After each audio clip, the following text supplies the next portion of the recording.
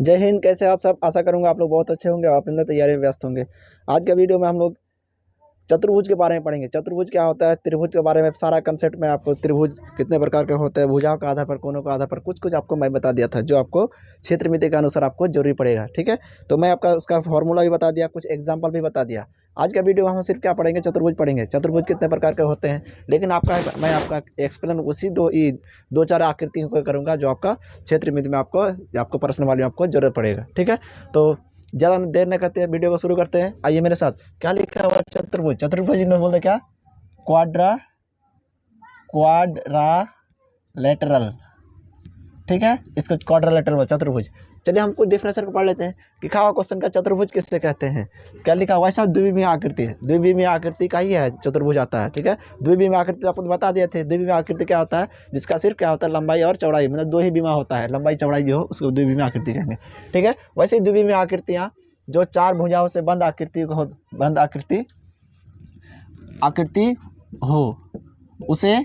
उसे क्या कहते हैं? चतुर्भुज कहते हैं। कहने का मतलब है द्विविमा होगा, लंबाई या चौड़ाई होगा, लेकिन भुजा कितना होगा? चार भुजा होगा। उसी तरह जैसे आपको त्रिभुज में बताया था क्या होगा, इसमें भुजा 3 होगा। ठीक है, वो भी क्या एक प्रकार का द्विविमीय आकृति है। ठीक है, तो हम इसको क्या चतुर्भुज कहेंगे? 4 को भुजा रहेगा और 4 कोण भी रहेगा, जितना भुजा उतना कोण बनेगा। ठीक है, तो 4 भुजा से घिरा रहेगा तो उसको क्या कहेंगे? चतुर्भुज कहेंगे। ठीक है, जैसे में क्या देखते हैं हम लोग, जैसे एक प्रकार के हो गया, ऐसे हो गया, ऐसे हो सकता है, ऐसे हो सकता है। ठीक है, या ऐसे हो सकता है, मतलब 4 का भुजा होना चाहिए। किस तरह 4 का भुजा हो जाएगा उसको क्या कहेंगे हम लोग? चतुर्भुज कहेंगे। ठीक है, अब देखिए इसका मेन हम लोग क्या, मेन आकृति को हम लोग लेंगे। मेन आकृति लेकर उसका थोड़ा सा हम लोग एक्सप्लेन करेंगे। एक्सप्लेन करने के बाद हम लोग जितना उसका जरूरी पड़ेगा आपका चैप्टर के हिसाब से, उसका हम सही तरीके से उसका फॉर्मूला और एग्जाम्पल लेंगे। और बहुत जल्द ही मैं 2 डायमेंशन का जो आपको क्षेत्रमिति है आपका किताब में, उसका हम जल्दी से जल्दी खत्म करना शुरू करने के बाद आपको फिर 3 डायमेंशन का थ्योरी एंड कंसेप्ट शुरू करेंगे। उससे आपको काफ़ी फायदा होने वाली है। ठीक है, अलग अलग करके बताएंगे तो आपको ज़्यादा समझ में आएगा और आपका तैयारी भी बेहतर हो जाएगा। ठीक है, तो हम लोग जानते हैं, लिखेंगे या मुख्यतः निम्नलिखित प्रकार के होते हैं। ठीक है, पहला क्या है? अगर मान लेते वर्ग, दूसरा क्या हो जाएगा? दूसरा क्या होगा? आयत। तीसरा क्या होगा? समचतुर्भुज। ठीक है, तीसरा क्या हो जाएगा? चौथा क्या हो जाएगा?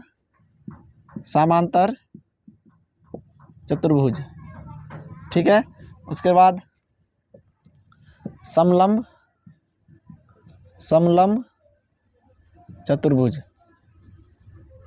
ठीक है, और बहुत सारा हो सकता है, जो मैं आपको भाई इसी 3-4 का हम थोड़ा सा एक्सप्लेन करके अभी बता देता हूँ। लेकिन जितना जरूरी पड़ेगा मेरे ख्याल से आपका चैप्टर में क्या होगा, आयत और वर्ग को अगर सही तरीके से समझ जाएंगे तो ये दोनों क्या हो जाएगा? समचतुर्भुज और समांतर चतुर्भुज आपको समझ में आ जाएगा। ठीक है, मैं उसका फॉर्मूला, इधर का फॉर्मूला नहीं बताऊंगा, लेकिन इन दोनों का पूरा फॉर्मूला और कंसेप्ट सारा चीज़ बता दूंगा, ताकि आपको एग्जाम में या फिर किताब बनाने में आपको क्या हो जाएगा? सहूलियत हो जाएगा। ठीक है, चलिए अब वर्ग बारे समझते हैं। वर्ग क्या होता है? वर्ग मतलब क्या? जैसे सिंपल सा वर्ग में क्या होता है? चारों भुजा क्या होता है? बराबर होता है। चारों भुजा बराबर होगा उसको क्या कहेंगे? वर्ग कहेंगे। देखिए अब चारों भुजा बराबर होता है, चारों भुजा तो बराबर हो गया। अगर मान लेते हैं, इसका हम लोग एक्सप्लेन करते हैं थोड़ा सा। चारों भुजा बराबर हो गया, ठीक है, और इसका विकर्ण भी बराबर है। जो विकर्ण क्या होता है? जो किसी चतुर्भुज का एक कोना से दूसरे कोना जो केंद्र से होकर गुजरेगा उसको क्या कहेंगे? विकर्ण कहेंगे। ठीक है, जो केंद्र से एक कोना से दूसरा कोना, केंद्र से होकर गुजरना चाहिए, एक कोना से दूसरा कोना केंद्र से होकर गुजरना चाहिए, जो केंद्र से होकर जो जाती है उसको क्या कहेंगे हम लोग? एक शीर्ष से दूसरा शीर्ष केंद्र से होकर गुजर रहे उसको क्या कहेंगे? विकर्ण कहेंगे। ठीक है, तो वर्ग का क्या कंडीशन है? वर्ग का कंडीशन है कि चारों भुजा बराबर होगा, उसका 2 विकर्ण बराबर हो जाएगा, तो क्या कहेंगे? उसको वर्ग कहेंगे। ठीक है, आयत का क्या कंडीशन है? आयत में क्या होगा? आमने सामने की भुजा बराबर होगा, आमने सामने के। अगर ये सामने वाला एक है तो इधर भी एक होगा, आधा है तो आधा होगा, 4 है तो 4 होगा, 5 है तो 5 होता है, इधर आगे। मतलब कहने का मतलब है आयत में क्या होता है? उसका आमने सामने का भुजा बराबर होता है और उसका क्या होता है? विकर्ण भी बराबर होता है। विकर्ण कहने का मतलब है यहाँ से ये वाला जितना होगा ये वाला भी उतना हो जाएगा। विकर्ण जो भी कहेगा आपको बराबर होगा आयत में भी और वर्ग में भी। आयत में भी वर्ग विकर्ण बराबर मतलब उसका जो दो विकर्ण होगा, दो विकर्ण बराबर होगा, ठीक है। उसी तरह आयत में, वर्ग में भी इसका दो विकर्ण बराबर, लेकिन समचतुर्भुज थोड़ा सा अलग हो जाता है। अब बोलिएगा समचतुर्भुज कैसे आता है? समचतुर्भुज होता है, अगर मान लीजिए थोड़ा सा ये हो गया आपका, क्या हो गया, ये हो गया एक प्रकार का वर्ग। अगर मान लीजिए वर्ग को थोड़ा सा ई कोना से ई कोना थोड़ा सा दबा देंगे, या ई कोना से इधर दबाएंगे, क्या होगा, थोड़ा सा क्या हो जाएगा, तिरछा हो जाएगा। क्या अंतर है इसमें? देखिए, इसमें देखिए थोड़ा सा इसका इधर चारों तरफ बराबर है, इसका विकर्ण भी बराबर है। जब हम लोग क्या किए, इधर से थोड़ा सा दबा दिए, तो इसका जो मान, इसका मान, इसका मान, इसका मान बराबर है, लेकिन विकर्ण वाला मान क्या होगा, ये वाला 4 है तो थोड़ा सा बढ़ गया, तिरछा हो गया, मतलब इसका लंबाई थोड़ा सा क्या हो जाएगा, बढ़ जाएगा, और दूसरा विकर्ण क्या हो जाएगा, छोटा हो जाएगा। क्या कहने का मतलब है, जो समचतुर्भुज होता है उसका चारों भुजा भी बराबर होता है, लेकिन विकर्ण का मान बराबर नहीं होता है, ठीक है। यही बात मैं आपको समझाने का प्रयास कर रहा हूँ, ठीक है। समांतर चतुर्भुज क्या होता है? अगर मान लीजिए ये क्या है, एक प्रकार का क्या है, आयत है।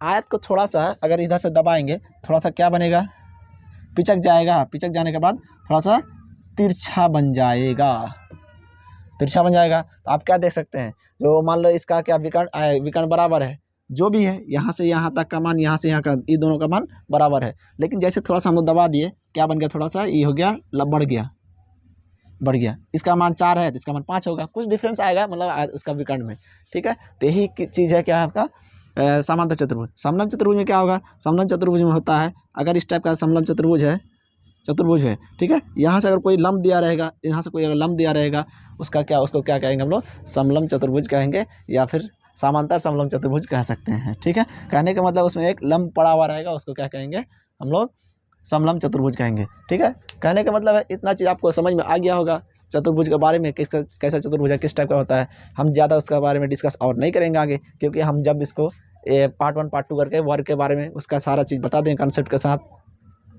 फार्मूला के साथ, एग्जाम्पल के साथ बता देंगे। उसके बाद आयत को भी आपको सारा चीज़ बता दूंगा, ताकि उसी से रिलेटेड इसका समचतुर्भुज और समांतर चतुर्भुज हो जाएगा, ठीक है। अगर समचतुर्भुज का जरूरी पड़ेगा तो हम लोग आपको किसी वीडियो में आपको अलग से उसको बना के दिखा दूंगा, लेकिन मेरे ख्याल से आपका चैप्टर में उतना ज़रूरी शायद नहीं होगा, ठीक है। तो कैसा लगा वीडियो, कमेंट सेक्शन में ज़रूर बताइएगा, और अगले वीडियो का जरूर इंतजार कीजिएगा, क्योंकि हम उसमें क्या करने वाले हैं, वर्ग को और आयत को एक्सप्लेन करने वाले हैं, फार्मूला के साथ, एग्जाम्पल के साथ, ताकि आप हिसाब बनाने में आपको सहायता ज़रूर होगी, ठीक है। धन्यवाद।